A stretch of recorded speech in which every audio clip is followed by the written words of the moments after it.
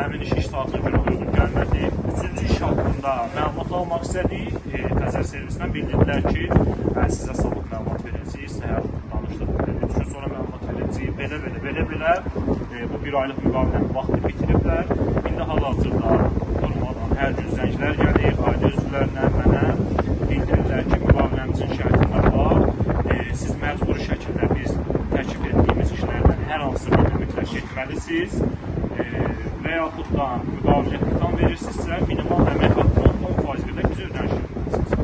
Mən də şikayətçi olaraq bildirirəm ki, mənə əsas buyurulmalıdır ki, mən hansı səbəblə işləmirəmsə, mən işləməklə olmamışam.